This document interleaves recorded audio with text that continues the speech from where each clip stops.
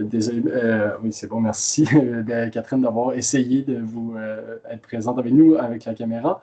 Oui, comme je disais, on est bien content de vous accueillir pour parler d'un sujet important dans le sport, soit la relation entraîneur-athlète qui est au cœur de la vie de l'étudiant athlète.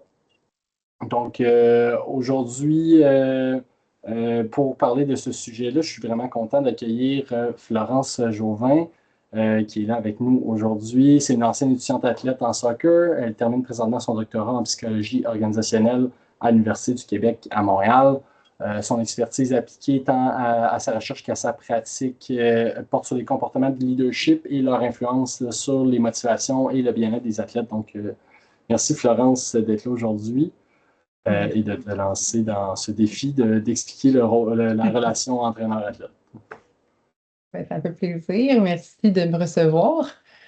Donc, je vais partager mon écran, puis on va pouvoir commencer ça. Excellent. J'en profite pendant que tu partages ton écran pour dire qu'on va prendre des questions à la fin. Donc, on va avoir une période de questions disponible à la fin. Donc, si vous avez des questions qui vous viennent aussi à l'esprit pendant, vous pouvez toujours les écrire dans le chat ou sinon, on pourra les prendre dans les dernières minutes. Super. Donc, juste me confirmer que vous voyez bien mon écran. Oui, c'est bon. Ouais, fantastique. Donc, bonjour tout le monde. Je suis bien contente d'être avec vous aujourd'hui. Comme Samuel l'a mentionné, là, tant mes expériences en recherche que sur le terrain m'ont amené à bien comprendre les réalités auxquelles font face les étudiants athlètes, mais surtout à bien comprendre comment est-ce que l'entraîneur peut avoir une influence positive ou non dans les expériences qui sont vécues par les étudiants athlètes.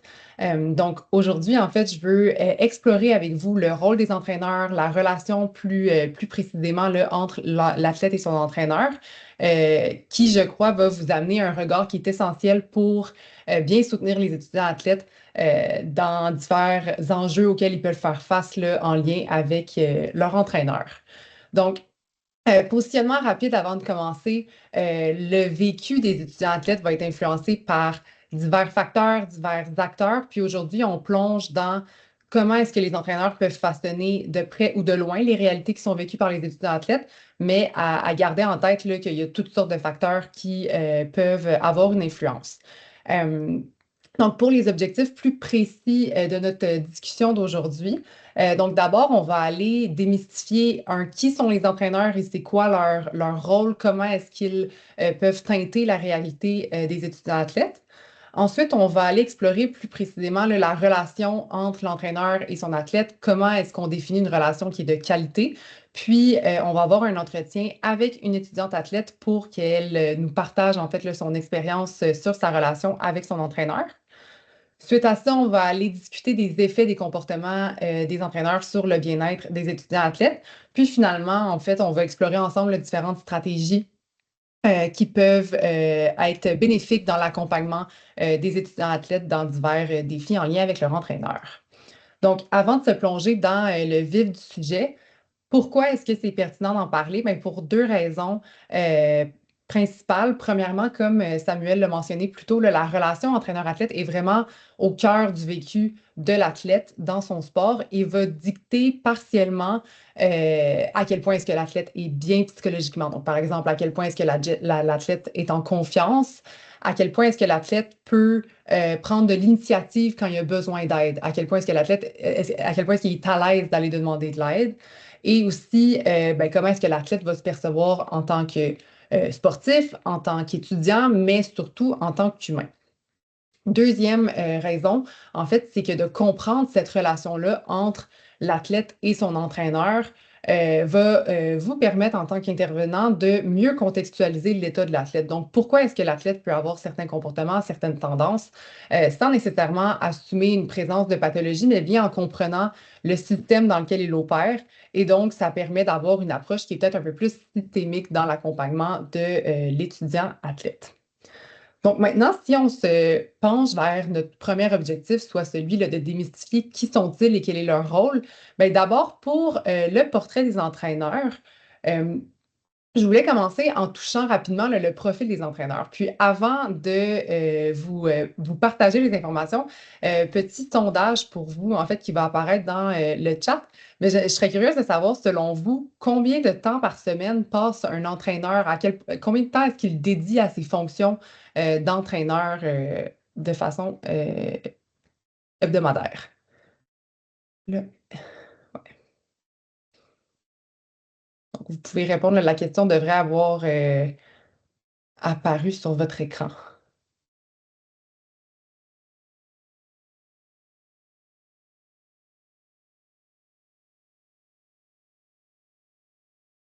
Je vais aller voir. Parfait, donc les réponses rentrent. Ouais, donc on voit là, la plus grande majorité des gens disent 20 heures et plus, 15 heures. Donc, en effet, là, quand on parle de sport de plus haut niveau, euh, l'implication va être assez prenante pour les entraîneurs. Euh, pour ce qui est des données, est-ce que vous voyez toujours mon écran en ce moment? C'est ce que j'allais mentionner. Moi, je ne Le vois plus partage, le mon partage a partage. arrêté, hein? OK. Ouais, C'est beau, comme ça? ouais, c'est de retour. Fantastique. Donc, au niveau des données au Québec, il y a peu de données qui sont accessibles par rapport à la démographie des entraîneurs puis à leur implication en termes de temps. Les données les plus proches, en fait, qu'on a pu trouver proviennent de l'Association des entraîneurs d'Ontario, qui, eux, font des rapports annuels sur l'ensemble des entraîneurs de la province de tous les niveaux. Donc, c'est sûr que c'est pas 100% représentatif, du réseau québécois et surtout pas du réseau des athlètes de haut niveau, là, donc des athlètes identifiés, mais ça donne quand même une idée de qui sont les entraîneurs, d'où est-ce qu'ils proviennent généralement. Donc, de façon générale, en grande majorité, les entraîneurs sont bénévoles ou reçoivent une rémunération qui est relativement mince. Puis, le rapport là, de l'Ontario mentionne qu'en moyenne, un entraîneur va dédier environ 15 heures par semaine à ses fonctions d'entraîneur. Encore une fois, ici, on parle des entraîneurs de tous les niveaux. Donc, on peut s'attendre à ce que les entraîneurs des athlètes identifiés passent beaucoup plus de temps dans leurs fonctions. Généralement aussi, il y a peut-être plus de chances que ces entraîneurs-là soient rémunérés pour leurs fonctions, mais la plupart, en fait, là, rentrent dans ce métier-là parce qu'ils ont une énorme passion pour leur sport. Généralement, c'est des anciens athlètes qui souhaitent continuer à rester impliqués dans le sport, qui souhaitent continuer à donner à leur sport et donc prennent des fonctions le plus d'entraîneurs. Certains vont aller chercher des formations de coaching qui sont de plus en plus populaires, de plus en plus offertes là, dans le réseau québécois. Mais d'autres ont aussi tendance à simplement reproduire ce qu'eux ont vécu dans leur parcours d'athlète là, qui a pris fin tout récemment. Maintenant, ou tout récemment ou pas. Puis maintenant, si on se plonge plus dans les responsabilités des entraîneurs. Donc, je les ai classifiés en 4 grandes catégories. La plus intuitive, c'est bien évidemment l'encadrement technique. Donc, ici, on parle de la planification, la structuration, l'animation des entraînements, la gestion des attentes de performance, par exemple, qu'est-ce que je m'attends de ta part, qu'est-ce que je m'attends de la part de l'équipe. Puis le développement des habiletés techniques et tactiques, donc le développement sportif des athlètes. Suite à ça, on a également le support motivationnel. Donc ici, c'est l'idée que l'entraîneur va adopter une posture qui va favoriser l'apprentissage, favoriser le développement de l'athlète. Puis, c'est également une responsabilité de donner un certain sens aux efforts qui sont réalisés par les athlètes. On a également la catégorie de tout ce qui est en lien avec le climat relationnel. L'entraîneur, qu'il le veuille ou non, de par sa position de leadership, est à la base de la création puis du maintien d'un climat d'entraînement qui va être sain ou non. Donc, selon les perceptions de l'entraîneur par rapport au succès, par rapport aux échecs, par exemple, donc, est-ce que l'entraîneur perçoit l'échec comme étant une source d'apprentissage ou est-ce qu'il le perçoit comme étant une finalité qui vient potentiellement définir le potentiel de succès de l'athlète? Puis selon cette perception-là, ben, ça va venir, par exemple, normaliser l'échec. Ça va permettre à l'athlète de comprendre, OK, ben moi, j'ai le droit de faire des erreurs et donc ça vient diminuer la pression. Mais tout cet environnement-là part généralement de l'entraîneur. On peut penser aussi à la gestion, la régulation des émotions, donc à savoir comment est-ce que l'entraîneur gère lui-même ses émotions, bien, ça va venir teinter comment est-ce que les athlètes le font également.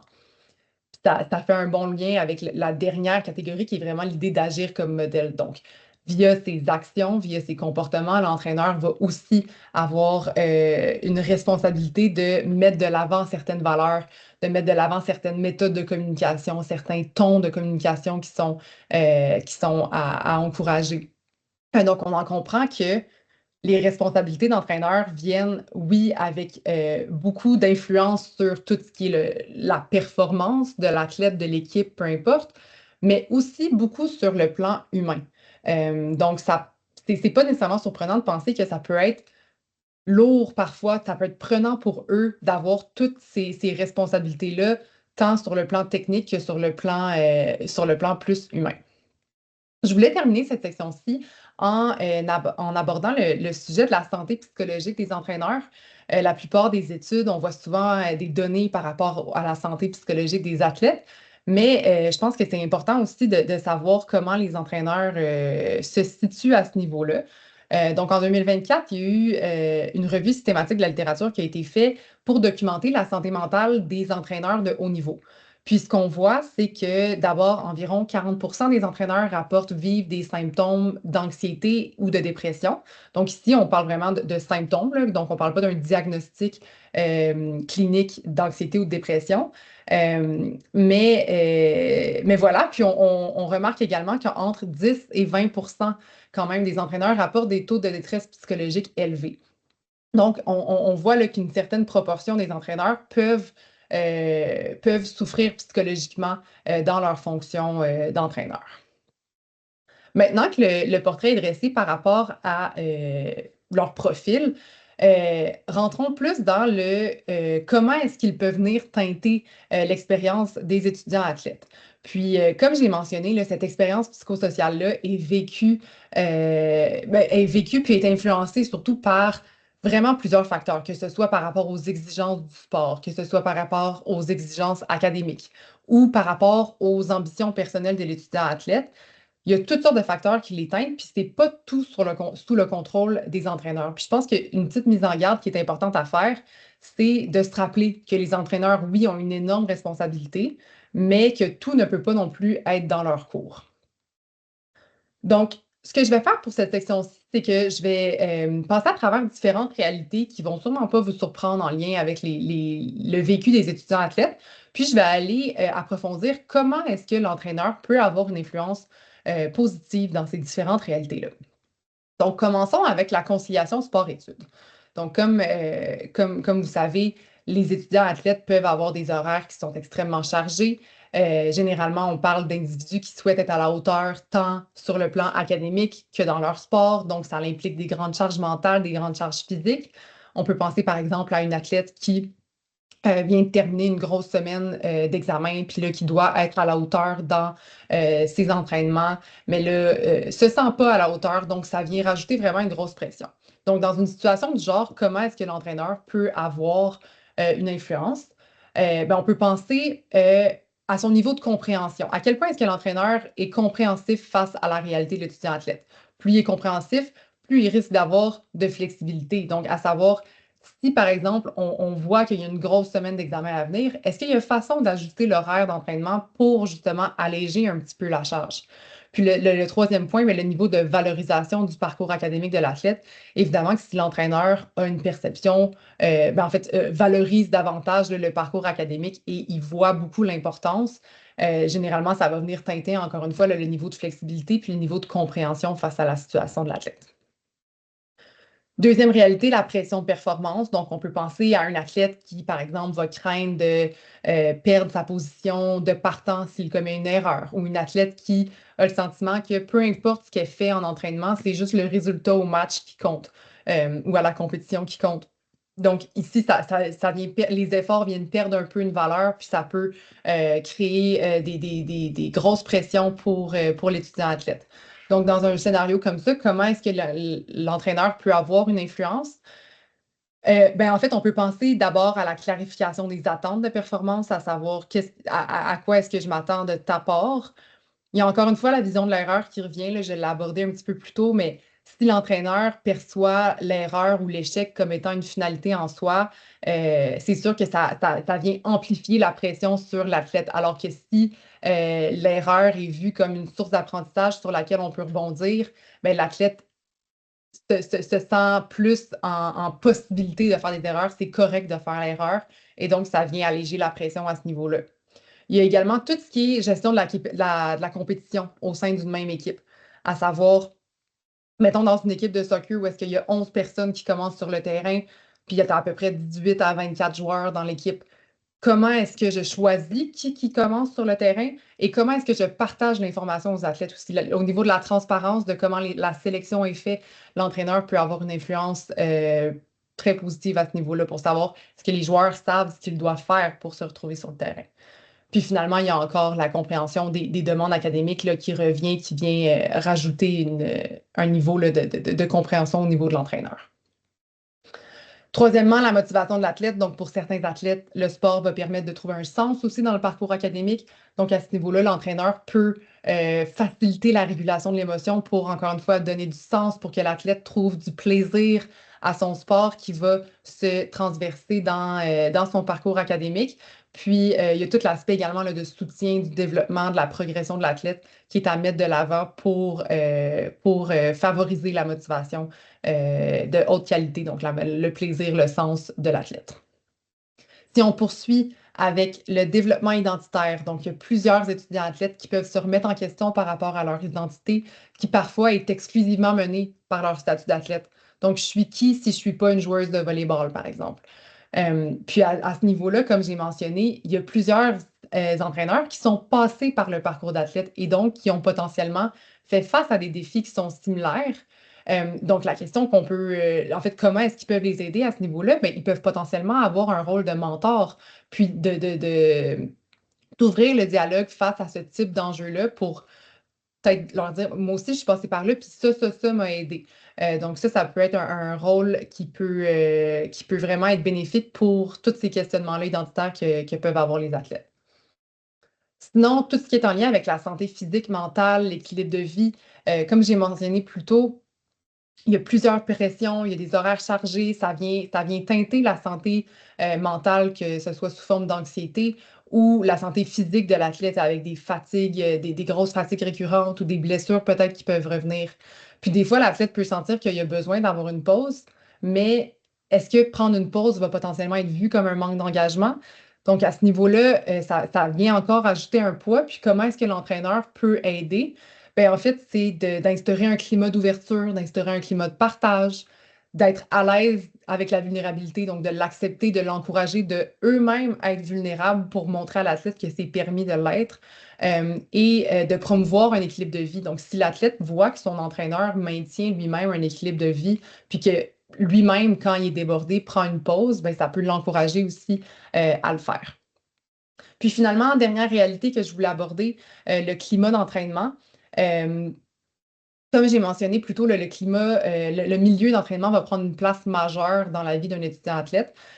Puis les étudiants vont développer généralement un fort sentiment d'appartenance, une forte solidarité entre eux. Donc, c'est important de s'assurer que tout le monde ait comme une perception équitable de ce climat d'entraînement-là. Donc, ici, comment est-ce que l'entraîneur peut jouer un rôle? Bien, il peut faire la promotion d'un environnement qui est sain en adoptant un ton de communication qui est bienveillant, en donnant de la rétroaction fréquente et de qualité, en faisant promotion de la sécurité psychologique des athlètes. La vision de l'erreur revient encore une fois ici, là, à savoir comment est-ce que l'entraîneur perçoit l'erreur, en incluant, en valorisant tout le monde, peu importe à quel point est-ce qu'ils sont performants sur le terrain. Et le dernier point qui est, à mon avis, là, extrêmement important, c'est important que l'entraîneur reconnaisse son pouvoir décisionnel. De par son rôle, l'entraîneur vient avec un certain pouvoir décisionnel. Puis je pense que c'est hyper important que l'entraîneur reconnaisse ce pouvoir-là et l'utilise de façon qui est bienveillante avec ses athlètes. Donc, c'est ce qui fait le tour de notre premier objectif. Je vais poursuivre avec la relation entraîneur-athlète. Donc, de voir là, comment est-ce que qu'est-ce qui définit en fait une bonne relation entre un entraîneur et un athlète, puis comment est-ce que cette relation-là vient contribuer à optimiser, oui, la performance, mais surtout à optimiser l'expérience vécue par l'athlète et par le fait même par l'entraîneur également. Euh, pour cette section-ci, je vais me concentrer sur le modèle de Jowett qui parle des 4 C. Donc, les 4 C, c'est les 4 facteurs qui expliquent pourquoi est-ce que la relation est si influente sur l'athlète. Euh, donc, on parle de 4 C parce qu'en anglais, les 4 mots commencent par la lettre C. Malheureusement, on n'a pas ce luxe-là en français, mais vous allez voir, là, j'ai mis le mot en anglais également. Euh, donc, le premier facteur qui vient expliquer le pourquoi la relation est si influente, c'est la proximité relationnelle. Donc, c'est pour closeness. Puis ici, on parle du respect mutuel, du lien de confiance, du sentiment de considération qu'ont l'entraîneur et l'athlète entre eux. Donc, c'est cet aspect-là qui va permettre à l'athlète de se sentir vu, de se sentir soutenu comme humain avant même de se voir, de se sentir vu comme athlète. Ici, on peut penser à, par exemple, un entraîneur qui va démontrer un intérêt sincère pour le parcours académique de son athlète. Le deuxième critère, c'est l'engagement mutuel. Donc, c'est pour commitment. Puis ici, on parle d'une volonté partagée de d'abord maintenir puis d'approcher positivement la relation. Puis on parle également que les deux parties, donc tant l'entraîneur que l'athlète, vont remarquer une implication qui est réciproque de la part de l'autre dans le développement. Donc, tout le monde y met du sien pour qu'on optimise le développement de l'athlète. Donc, ici, on pourrait penser à lorsque un athlète fait face à une blessure, par exemple, ben, on voit un entraîneur et un athlète qui reste impliqué malgré tout dans le développement, même s'il y a un défi auquel on doit faire face. Troisième facteur, la complémentarité des rôles, donc complementarity pour le troisième C. Donc ici, on parle d'avoir des rôles qui sont clairs, qui sont cohérents, qui sont bien définis, qui sont compris par tous aussi, c'est super important. Donc on parle d'une interaction qui est fluide entre l'entraîneur et l'athlète. Donc l'entraîneur va guider, l'athlète va être activement impliqué à chacune des étapes de son développement. Puis, on peut penser à une image là, de l'athlète, dans le fond, c'est lui qui a le contrôle, c'est lui qui a les mains sur le volant. Puis, l'entraîneur, on peut le percevoir comme étant le GPS. Donc, c'est la personne qui va guider. Puis, dans l'éventualité où est-ce que, oups, l'athlète ne prend pas le bon chemin, ben, qu'est-ce qu'on fait avec un GPS? Ça va nous faire un petit recalcul de la route en cours. Puis, éventuellement, on va se réaligner pour reprendre le droit chemin. Mais le rôle de l'entraîneur va vraiment être de guider à ce niveau-là, puis de rediriger l'athlète dans la bonne direction. Finalement, quatrième facteur, l'alignement des perceptions, donc le co-orientation. Ici, on parle d'avoir, oui, des objectifs qui sont clairs, mais surtout d'avoir une vision commune des objectifs, d'avoir une vision commune des valeurs qui viennent guider le quotidien entre l'athlète et son entraîneur. Donc, on parle de faire preuve d'écoute, de faire preuve de transparence pour qu'on garde justement des objectifs qui sont communs dans des périodes qui sont potentiellement plus difficiles. Puis, en fait, ces 4 facteurs-là viennent définir la qualité de la relation. Puis, en fait, plus on a une relation qui est de qualité, plus le coaching va être efficace, plus l'expérience va être positive, puis de façon générale, plus on va atteindre des succès et des accomplissements là, en tant que sportif, en tant qu'équipe. Donc, c'est ce qui fait le tour des critères de qualité d'une relation entre l'entraîneur et son athlète. Pour poursuivre, en fait, je vais repasser la parole à Samuel qui va avoir une discussion avec Simone Belland, qui est étudiante athlète en karaté. Donc, je vais cesser le partage pour cette section. Oui, merci. Samuel. Super, bien, merci Florence pour cette première partie. Vraiment intéressant. Là, le modèle des 4C, je trouve que ça structure un peu l'idée qu'on a de qu'est-ce que ça prend pour une bonne relation. Je trouve ça vraiment intéressant. Je suis super content d'accueillir Simone qui est déjà à votre écran. Je vous la présente. Donc, Simone Belland est une des 3 capitaines de l'Alliance Sport-Études. Donc, elle est une étudiante athlète en karaté au cégep de l'Outaouais. Au niveau scolaire, elle vise d'aller en droit à l'université pour devenir avocate. Au niveau du karaté, elle est ceinture noire de 2e dan en Shotokan. Elle est membre de l'équipe canadienne. Elle est présentement première au Québec et 113e au monde selon le classement officiel de la Fédération mondiale de karaté. Donc, merci Simone d'être là avec nous. Ben, merci à vous pour cette belle opportunité. Je suis contente d'être là. Super. L'idée avec toi, c'est d'explorer un peu, juste pour rendre ça un peu plus concret, parler de c'est quoi une relation entraîneur-athlète. Donc, je te lance quelques questions. Si les participants, vous avez des questions en tête, vous pouvez toujours les mettre dans le chat, on pourra rebondir avec ça. Donc, peut-être pour commencer, est-ce que tu peux nous décrire la relation que tu as développée avec ton entraîneur là, dans les dernières années? Oui, oui, bien sûr. En fait, moi, j'ai changé de dojo. Donc, j'ai commencé dans un petit dojo, mais en 2019, j'ai commencé à côtoyer mon coach que j'ai encore présentement, finalement. Et dès que je suis arrivée, il a été très attentif et il observait déjà un petit peu mon niveau de compétition. Donc, il ne nous mettait pas nécessairement de côté, mais il nous mettait beaucoup pour qu'on fasse partie finalement du dojo.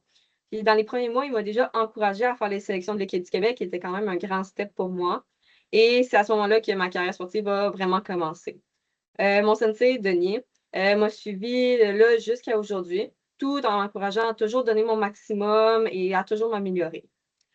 Autour de 2023, sa fille, Marie-Ève, a commencé à prendre plus de place dans le coaching. Elle était vraiment présente dans les compétitions. Puis, au moment où j'ai déménagé à Gatineau, en fait, pour le cégep, justement, je me suis beaucoup approchée d'elle et on a vraiment commencé à développer une très belle relation. Ça, c'était vraiment très agréable.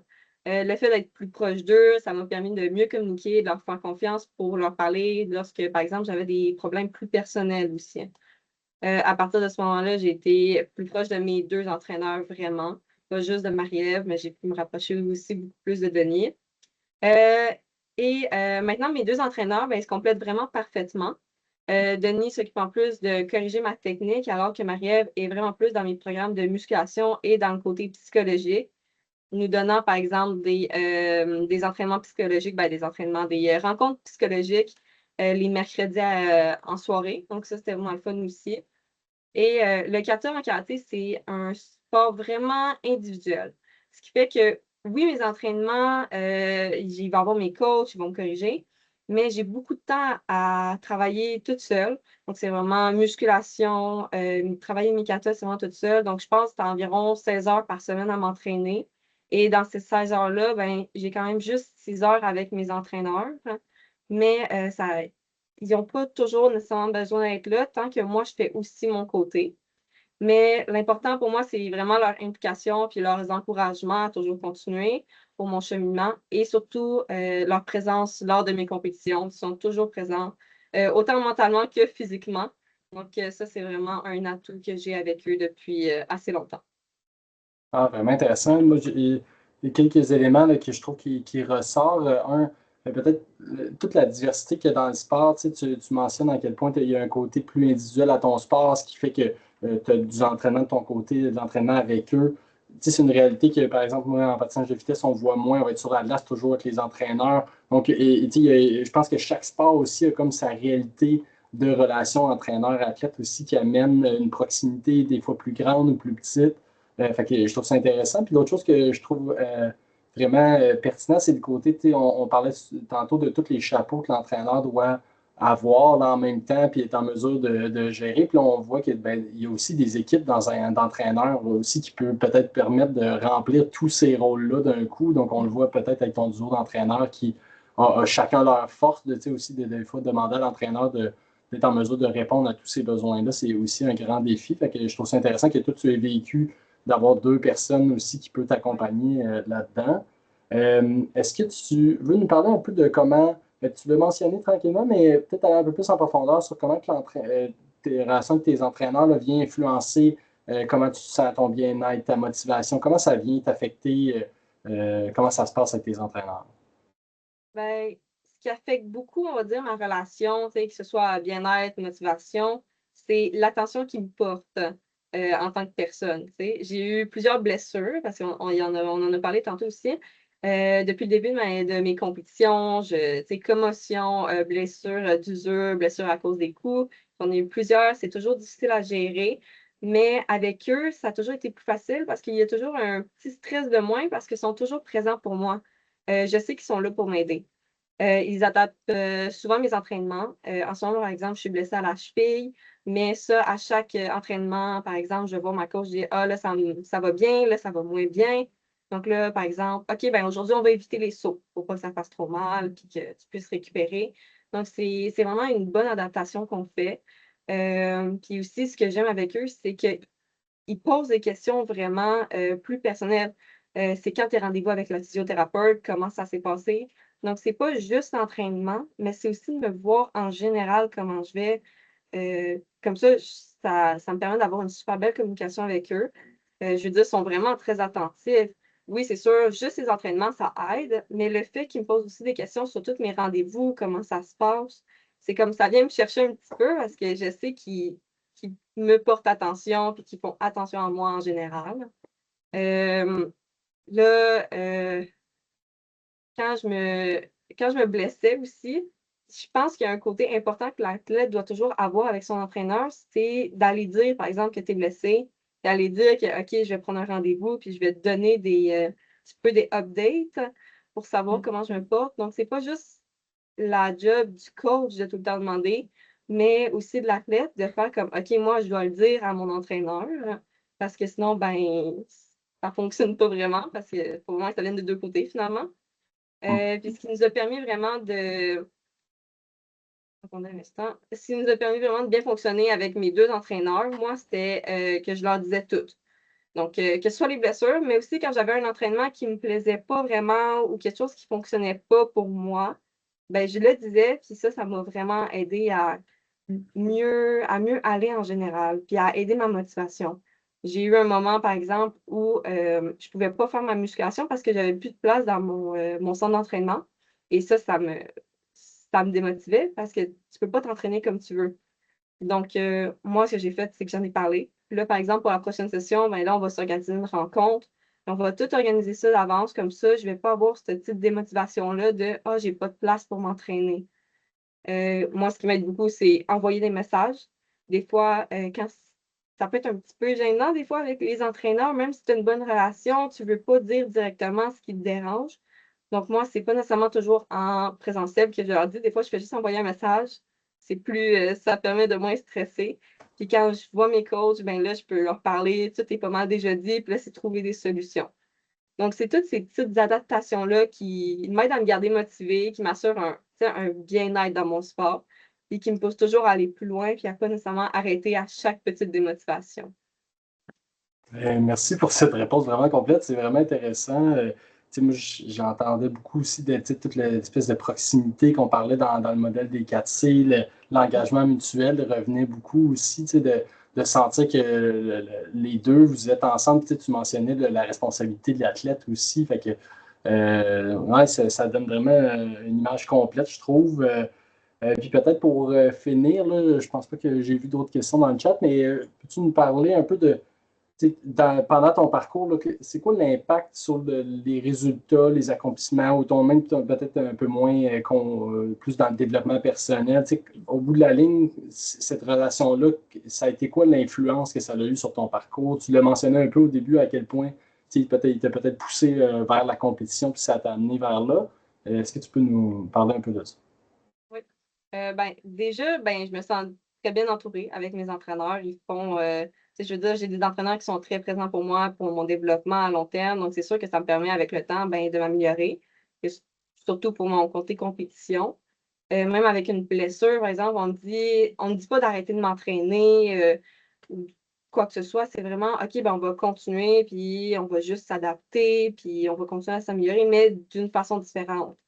Donc, ça, c'est vraiment le fun, puis ça m'aide dans mes accomplissements vraiment sportifs. Puis avec ces adaptations-là, ben, je peux continuer ma job d'athlète avec mes entraîneurs et mes compétitions, ben, en fait, je peux me concentrer sur moi. J'ai pas besoin de gérer tout ce qui est comme, faut tout le temps que je rappelle ça à mon coach, ça.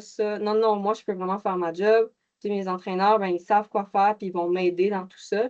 Donc ça, c'est vraiment le fun. Ça me permet aussi, d'avoir confiance en moi parce qu'ils sont toujours là pour moi. Donc, c'est je trouve que c'est vraiment important, leur présence parce qu'ensuite, par exemple, dans les compétitions, ben, ils sont présents pour moi, ils sont toujours là. Il m'aide à moins stresser aussi. J'avais beaucoup de problèmes avec ça, surtout dans les dernières années, on va dire dans les 2 dernières années, le stress, les pressions de performance, c'était assez intense. Donc là, ils sont toujours là pour moi. Puis ça, quand on enlève le stress, les compétitions vont toujours mieux.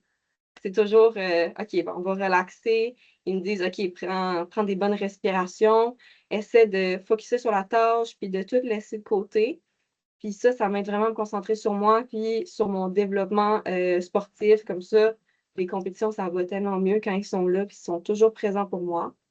On va dire du côté plus personnel, ben, leur soutien m'aide beaucoup à équilibrer ma vie. Ce que j'aime beaucoup avec eux, c'est que souvent, en début de saison sportive, on prend le temps de faire une petite rencontre. Donc, de quoi on s'attend pour la prochaine saison, c'est quoi nos objectifs. Moi, avec mon horaire de cégep, quand est-ce que je vais m'entraîner? Est-ce que tu préfères t'entraîner tel moment, tel moment? C'est quand tu vas travailler aussi, parce qu'il y a le travail qui rentre là-dedans. Donc, ils m'aident vraiment à bien m'organiser. Ça, j'adore ça. Et surtout pour les fins de session aussi, ça, il y en a toujours beaucoup. C'est beaucoup de travail, c'est épuisant, mais ils sont très compréhensifs là-dedans. Puis des fois, je fais juste envoyer un message à ma coach, puis je suis vraiment désolée, ce soir, je ne vais pas pouvoir être là, ou je vais peut-être venir si j'ai le temps, mais il faut vraiment que je finisse un travail. Et ils sont toujours pas de problème. Ce soir, on va travailler ça, sinon tu travailleras une prochaine fois, il n'y a pas de problème. Donc, sont très compréhensifs là-dedans et je pense que c'est ce qui m'aide beaucoup en général dans ma vie. Comme ça, ben, j'ai eux qui peuvent m'aider pour mon karaté, mais ils peuvent aussi m'aider pour tout ce qui est en dehors du karaté, mes relations personnelles aussi. Quand j'ai des petits problèmes, je peux aller leur parler. Donc, ils sont vraiment toujours présents. Et ça me fait une bonne relation avec mes coachs, puis ils peuvent m'aider dans plusieurs affaires finalement. Mais je pense que tout ça commence vraiment par une bonne communication entre nous.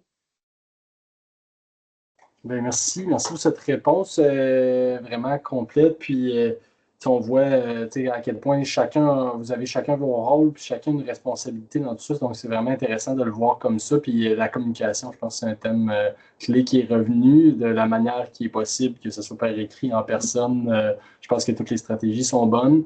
J'ai envie, là, je tire un peu le temps parce que c'est vraiment intéressant, mais peut-être rapidement, on a une question dans le chat qui mentionne. Ben, d'ailleurs, tu as une conseillère d'orientation du Cégep de l'Outaouais qui dit salut. Comme la question, c'est comme tu vises le droit, qui est un programme assez contingenté, est-ce que tu considères que tes entraîneurs ont un rôle à jouer pour toi en lien avec ta gestion du stress relié à la performance? Et si oui, de quelle façon est-ce que c'est aidant pour toi? Est-ce que l'on parle plus de la pression de performance pour les études ou pour le karaté? Je pense qu'il semble avoir un peu des deux, mais il y avait quand même une mention du droit, peut-être en lien avec l'école. Est-ce que tu ressens une pression au niveau scolaire, puis comment tes entraîneurs qui sont du côté sportif peuvent venir influencer ça pour toi? Oui, oui, OK. Ben oui, c'est sûr, il y a une pression. Je veux dire, le droit, c'est quand même, c'est pas tout de suite, hein, mais déjà, les affaires, toute la cotère et tout, c'est sûr que c'est stressant, ça me stresse tout le temps. Mais en même temps, j'essaie de pas trop penser à ça parce que je me dis, je donne tout le temps mon maximum. Puis, si ça fonctionne, ça fonctionne. Si ça fonctionne pas, ben, c'est plate, mais on va aller vers autre chose au pire, ou on va réessayer une autre fois. Mais mes coachs, honnêtement, à part m'aider beaucoup pour gérer mon temps et tout, ils sont moins impliqués dans mon niveau scolaire parce que moi, je ne le demande pas. J'en ai pas nécessairement besoin.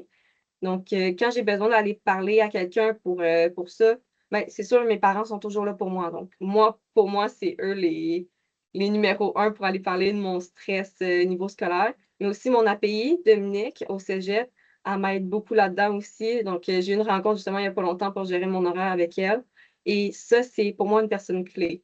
Donc, mes entraîneurs sont un petit peu moins présents pour mon niveau scolaire, mais j'ai d'autres ressources pour m'aider là-dedans. Donc, c'est vraiment. Puis pour la pression de performance, ben là, c'est vraiment mes coachs et surtout Marie-Ève qui est beaucoup plus du côté psychologique. Elle est psychologue en plus. Donc, elle m'aide beaucoup avec ça. Les ateliers qu'on fait m'aident beaucoup aussi. On a tous un petit cahier. Puis comme ça, ben là, elle nous pose des questions, on essaie de répondre puis de trouver des solutions quand on est stressé, quand on se met de la pression. Donc, j'ai vraiment plusieurs personnes qui m'aident pour différentes affaires. Puis c'est ce qui est génial aussi, je pense que chacun ses rôles, puis les ressources au cégep, puis merci de les mentionner. On dit bonjour à Dominique d'ailleurs.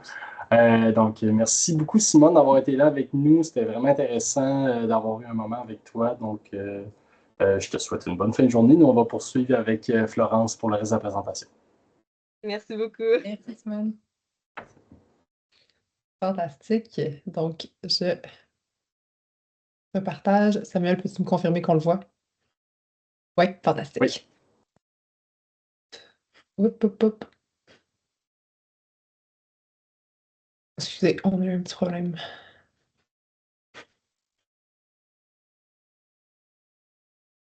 OK. Comme ça, comme ça. OK. Donc, on peut. Fantastique. Donc, on peut poursuivre avec notre troisième objectif, là, qui était plus de discuter des effets des comportements des entraîneurs sur l'étudiant athlète. Puis, en fait, je voulais me concentrer, en fait, pour commencer, là, sur la présence de comportements malveillants, puis les risques qui en découlent, là, parce qu'effectivement, les études des dernières années démontrent que, oui, il y a toujours une prévalence de comportements malveillants dans le monde du sport. Qu'est-ce qu'on entend par comportement malveillant? Mais il y a, en fait, il y en a plusieurs, là, mais on voit entre autres des entraîneurs qui peuvent potentiellement impliquer leur ego dans des prises de décision, dans des réactions parfois émotives. On parle d'entraîneurs qui peuvent offrir, ben pas, en fait, offrir n'est pas nécessairement le bon mot, mais donner des punitions arbitraires sans nécessairement que l'athlète comprenne pourquoi est-ce que je me fais donner telle conséquence, pourquoi est-ce que je me fais crier après en ce moment. On parle également de comportements de diminution de l'athlète, donc par exemple de l'humiliation, de la négligence, de la colère excessive. Puis, dans certains sports, là, notamment ceux qui sont peut-être plus en lien, ben, ceux où est-ce que le poids est plus contrôlé en contexte de compétition, ben, on peut voir certains entraîneurs qui vont avoir une surveillance ou un contrôle excessif du poids des athlètes, par exemple. Puis, on parle de contrôle excessif jusqu'au point où ça compte comme étant une forme de maltraitance là, envers les athlètes. Donc, on parle de ce genre de comportement-là. Puis un enjeu qu'on retrouve également à ce niveau-là, c'est que parfois les comportements sont normalisés. Donc, c'est vraiment pas rare qu'on se fait dire ah oui, oui, mais ça fait partie de la culture de notre sport. Ou bien ah ben oui, mais ça motive l'athlète. Puis, c'est tout le temps un peu touchy, excusez-moi l'anglicisme, là, mais parce que pour certains athlètes, c'est vrai qu'ils vont me dire ah ben si tu me donnes la rétroaction sur un ton un peu plus dur ou si tu me critiques de façon un peu plus dure, ben, c'est vrai que ça me motive. Mais l'erreur, c'est de penser que c'est la norme pour tout le monde puis que chaque athlète aime se faire motiver de cette façon-là. Parce qu'il y en a peu qui aiment se faire crier à travers la tête. Donc, encore une fois, l'idée, c'est d'ouvrir le dialogue. Je pense que Simone l'a mentionné, mais la communication, c'est la clé pour voir avec l'athlète comment est-ce que cet athlète-là est motivé, qu'est-ce qui lui parle, qu'est-ce qui fonctionne avec lui. Parce que, comme j'ai mentionné, ça peut avoir des effets qui sont assez détrimentales sur l'athlète, ce genre de comportement-là. On peut penser, entre autres, à premièrement, c'est que ça vient créer un environnement dans lequel l'athlète est pas bien, dans lequel l'athlète se sent pas bon, se sent pas connecté, se sent imposé d'agir de certaines façons parce que il a peur, parce qu'il se sent coupable, parce qu'il veut plaire à quelqu'un. Donc, c'est pas un environnement qui est optimal ni pour le développement ni pour le bien-être de l'athlète. On voit également des diminutions de l'engagement, on voit des augmentations des risques d'épuisement. Donc ça peut s'illustrer via plus d'épuisement émotionnel, de la dévalorisation de son sport, une réduction du sentiment d'accomplissement de soi. Ça peut même aller jusqu'à certains athlètes qui vont quitter leur sport. Ça vient également réduire la qualité de motivation des athlètes. Donc, généralement, on souhaite que les athlètes s'engagent dans leur sport parce qu'ils ont du plaisir, ils trouvent du sens dans leur sport, c'est important pour eux. Puis quand ben, on crée cet environnement-là qui est malsain, ben, l'athlète se questionne un peu, ben, pourquoi est-ce que je m'engage dans mon sport maintenant? Est-ce que c'est plus parce que je veux rendre mes parents fiers ou est-ce que c'est encore une fois parce que je me sens coupable? Donc, on vient vraiment comme réduire la qualité de la motivation parce que l'athlète va maintenant être poussé à agir à cause de raisons qui sont externes à lui. Finalement, on voit aussi une augmentation du stress physiologique. Ça, en fait, c'est un résultat que j'ai tiré là, de mon étude de thèse, où est-ce que j'étudiais vraiment l'influence des trois comportements plus hauts, là, donc implication de l'ego, punition arbitraire, diminution de l'athlète. Je voyais comment est-ce que les athlètes réagissaient post-entraînement à ce type de comportement-là. Puis, on voyait littéralement une augmentation du stress physiologique. Donc, oui, le psychologique vient répondre, mais le corps aussi a une réponse directe à ces comportements-là. La beauté de la chose, c'est que ces comportements-là peuvent être substitués par des comportements qui sont bienveillants. Dans ma thèse, justement, j'ai étudié, oui, l'effet des comportements négatifs, mais aussi positifs.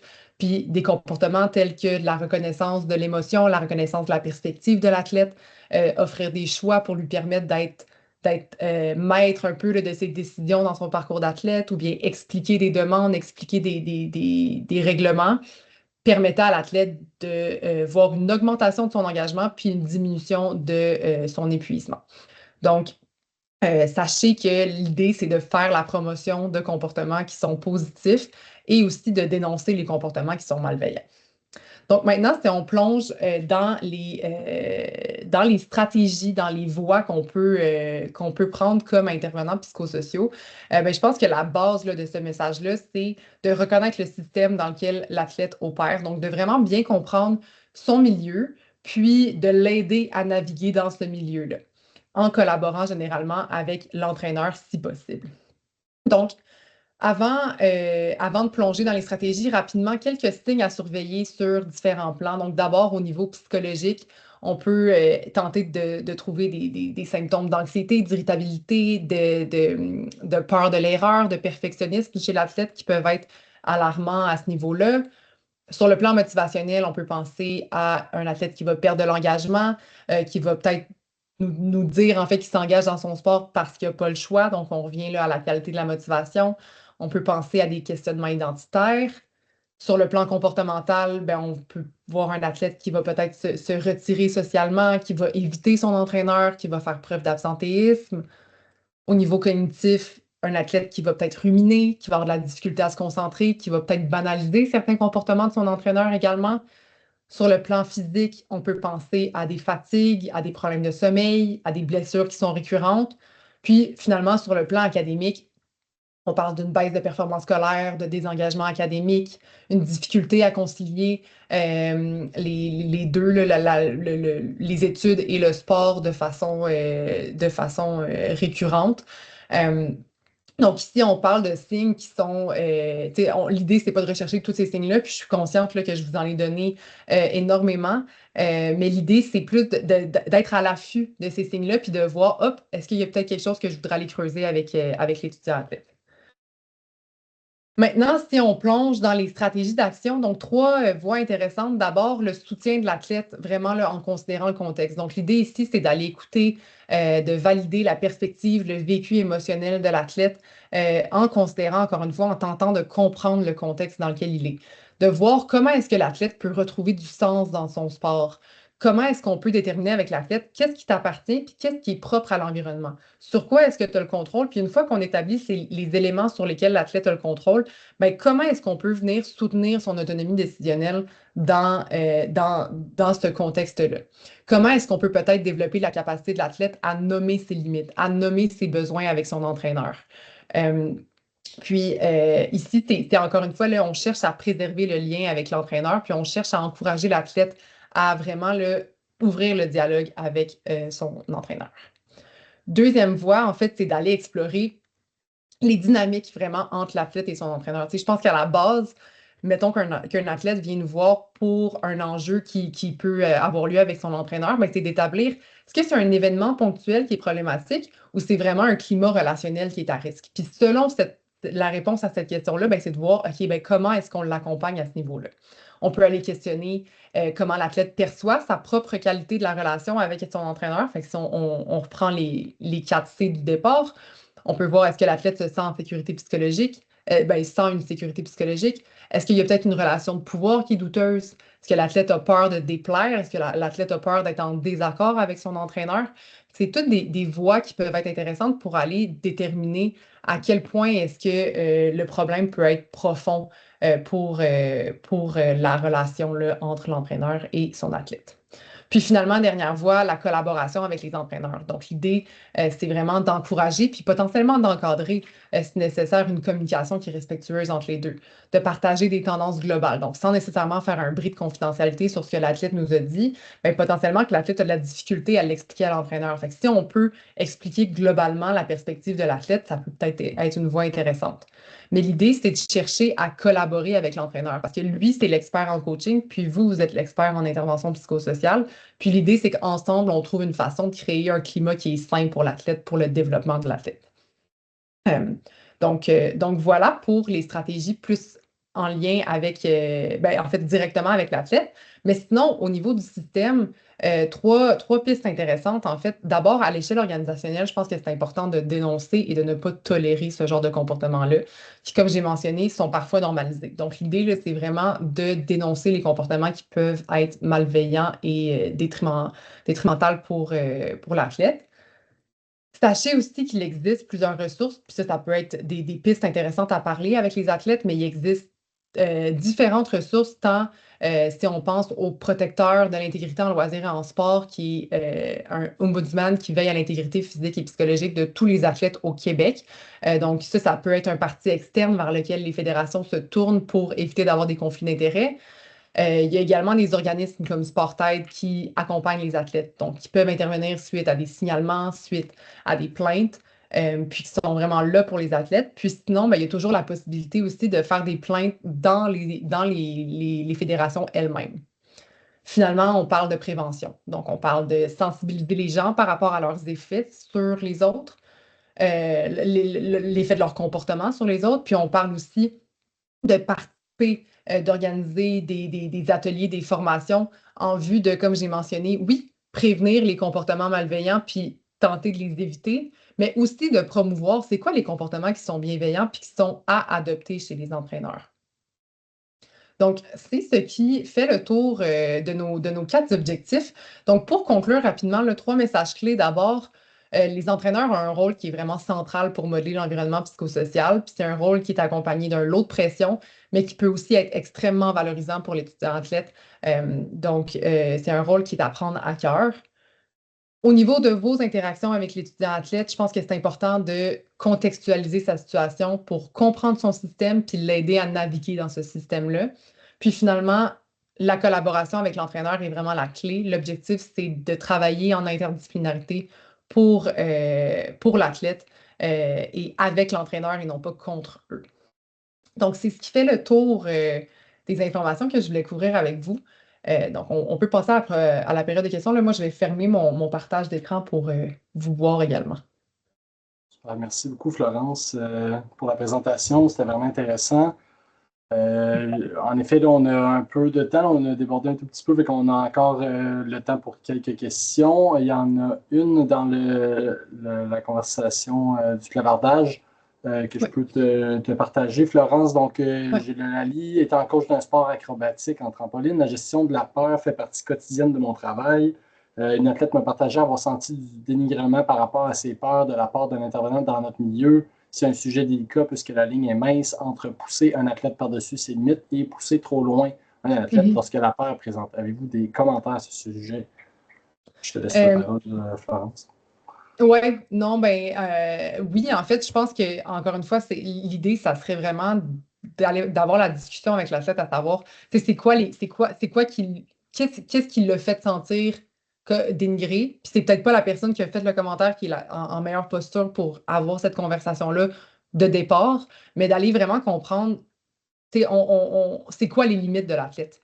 Puis, encore une fois, de communiquer, d'ouvrir le dialogue pour bien comprendre c'est où que la ligne a été dépassée pour cet athlète-là, puis qu'est-ce qu'on peut faire pour justement, est-ce que c'est de trouver un juste milieu? Parce que c'est sûr que les entraîneurs ne peuvent pas avoir des approches qui vont fitter à 100% chacun des athlètes. Ça, c'est pas réaliste de penser ça. Mais d'avoir l'ouverture, d'avoir la conversation peut justement simplement, sans nécessairement avoir la solution directe pour l'athlète, peut permettre à l'athlète de sentir qu'il y a une ouverture. Donc, déjà là, on se permet d'avoir plus de confort dans son milieu. Merci, Florence. J'espère que ça répond à la question. On a une autre question juste ici là, que je lis. Existe-t-il un genre de code d'éthique guidant les comportements, attitudes favorables à une relation coach-athlète saine, tant au niveau psychosocial que la prévention des violences à caractère sexuel? Euh, c'est une excellente question. Il y a Euh, peut-être mentionné, il n'y a pas d'ordre professionnel au Québec là, des entraîneurs. En ce moment, il y a quand même un mouvement de professionnalisation là, des entraîneurs de plus en plus. Après ça, je pense que c'est plus par milieu de vie. Donc, là, je prends la parole, là, tu pourras compléter, Florence, mais non, mais donc, dans les écoles, il va normalement avoir des codes de conduite. Donc, on peut probablement plus se lier à ça. Dans les fédérations, normalement, il va y avoir des codes de conduite attendus. C'est ouais. sûr que dans ce genre de guide ou comportement, il y aura peut-être à voir avec la chaire sécurité intégrité en milieu sportif là, de Sylvie Parent, qui pourrait peut-être avoir, qui en ce moment ont développé quelques guides par rapport au niveau de la discipline, comment faire une discipline tout en respectant l'intégrité des participants. Donc, il y a quelques outils là, sur le site de la chaire qui pourraient être intéressants de ce côté. Ça serait ma réponse. Je ne sais pas si Florence t'avait. Non, ben, je pense que c'est ça que j'allais dire. Tu sais, à ma connaissance, il n'y a pas un code d'éthique pour l'ensemble du Québec, mais par fédération, on peut trouver Ouais. des Ou outils. établissement scolaire là, Ouais. pour le sport Oui, scolaire. ouais, pardon. Ouais.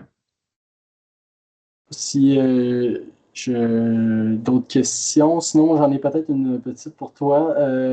Ben, ça m'a fait penser à ça tantôt avec Simone qui avait deux entraîneurs, mais Mm. on parlait de tous les chapeaux. Est-ce qu'on l'idée de plusieurs entraîneurs ou moi je repense un peu à différents parcours que j'ai vu que des fois tu arrives à un certain niveau, il y a un entraîneur attitré, il n'y a pas de Mm. choix d'entraîneur. Est-ce qu'il y a probablement que ça va être difficile à répondre, là, mais est-ce qu'il y a des milieux qu'on peut choisir son entraîneur? Est-ce que ça, c'est. Tu parlais de fit tantôt, c'est difficile de penser qu'un groupe de 15 va tout aller parfaitement Mm. avec un entraîneur.